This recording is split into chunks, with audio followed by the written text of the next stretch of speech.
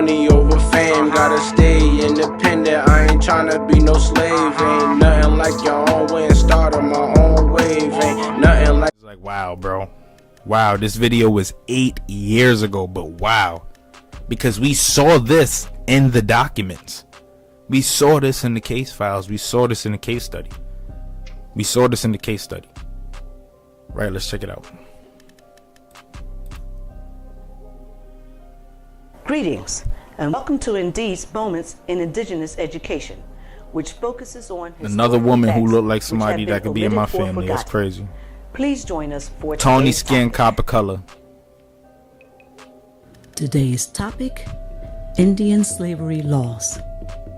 Slavery in the Americas, especially in the United States. And let's remember, like, the black codes too ties into this, because these people ended up becoming the modern day black folks. Let's continue.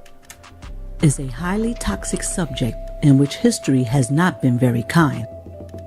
Because of its toxicity, it is a subject that routinely gets circumvented. What is even more elusive is the topic of Indian slavery. But if one took a look at colonial laws, history cannot deny that Indians were used as slaves. As early as 1682, Virginia had a law that stated, quote, "All Indians which shall be sold by our neighboring Indians, or any other trafficking with us for slaves, are hereby adjudged, deemed, and taken to be slaves," end quote. Another 17th century Virginia law included Indians in the terminology Negroes and other slaves. This is crazy because we saw all this in the case files. In South Carolina, their slave code of 1740 stated that, quote, "All Negroes and Indians, mulattoes or mestizos, who now are or shall hereafter be in this province, and all their issue and offspring, born or to be born, shall be, and they are hereby declared to be, and remain forever hereafter." Right here. It's all right here, y'all. You see? Y'all hear what she just said, though. All mulattoes, mestizos, Indians, or Negroes. We saw this in the case files. We saw this in the case files, and I'm gonna pull up some content that I got from some of the books that I got on my end, right? To just show y'all what they was doing to these mulattoes and what they was calling us, and you know how a lot of the laws that were created in the 1700s were technically created to just wipe Indians out for the most part. Wipe them out.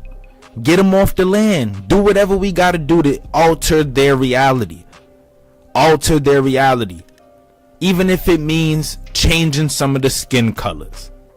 Let's intermarry with these people, man. That's the whole goal. Let's intermarry. Let's get their women and children. But look, as y'all can see, bro, different phenotypes. Look, this one over here looking like what would be Eskimo.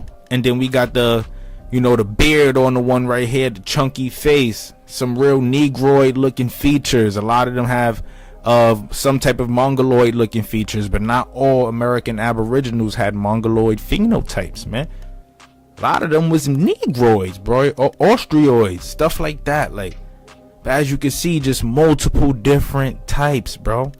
And she just gave us a big drop because we saw it in the case files. Any Negro, mulatto, mestizo, Indian are said to be slaves for the rest of their lives. After absolute slaves, meaning that all Negroes, Indians, check that out, and their children check it out, slaves for their lifetime. The only exceptions to this law were mulattoes and mestizos who were already free, and Indians in amity with the government, or in other words, Indians whose tribe had a treaty with the government. The South Carolina Slave Code served as the model for other colonies in North America.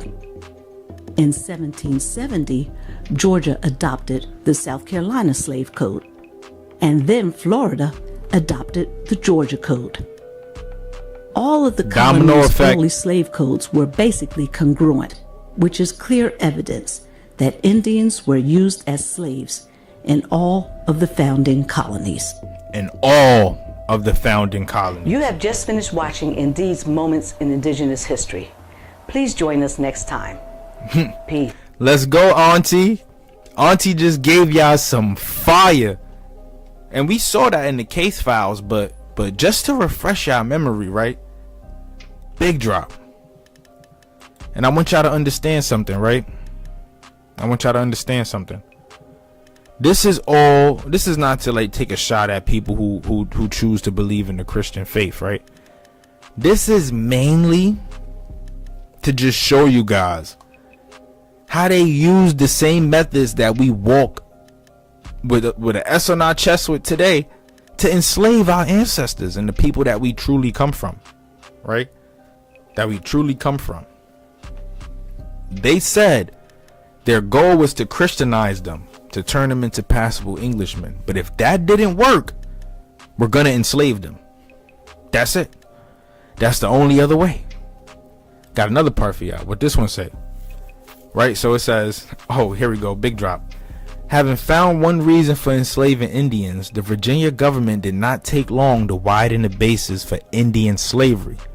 By an act of 1682, all Indians which shall hereafter be sold by our neighboring Indians, this is what Shorty was just saying, or any other trafficking with us, as for slaves, are hereby adjudged, deemed, and taken to be slaves to all intents and purposes, any law, usages, or customs to the contrary notwithstanding. She just stated that part. She just stated that part, right? Let's go back. Let's reflect.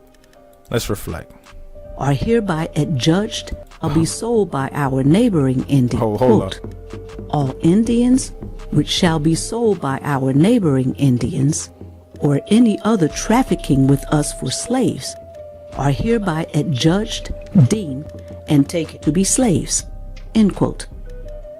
Another 17th century Virginia law included. Come on, bro. Oh, hold up. We're not there yet. Come on, bro. Big drop.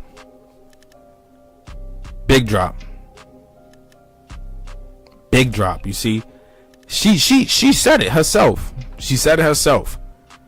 So now we can no longer run away from the truth. This is the truth. Right? This was happening in the 1600s. So when you do your ancestry, you give them that DNA, and they say that, you know, your ancestor in the 1600s or whatever was an African. You really got to go back and do the research and really see who they was really speaking about around this time, who these Africans really were. Not to throw no shade on the Africans who were enslaved, because yeah, they did enslave some Africans, right? They did. They enslaved anybody who was melanated. They did it over there in Asia. They did it in India. Well, Asia is India technically, but they did it. They did it everywhere. Religion was even used to enslave the people. They did it with Islam. They did it with Islam. They did it to the Africans. Arabs enslaved the Africans using Islam. You feel me? This was happening all over the world. But we got to get in touch with what's happening where we come from. America. This continent here, this body of land, the United States of America. We have to see what was going on for ourselves. She stated it. We see it here in the context, in the case files. It's facts, bro. It's all facts. And we live. Let's get it. Right, but to continue, it says Virginia colonists also employed many Indian children. A special body of legislation quickly evolved to handle that circumstance. Indian children were especially desirable not only for their physical labor, but also for the opportunity to convert and civilize them. Here we go. A jab at the babies. An attack at the children. Here we go. We went over this already, but here we go.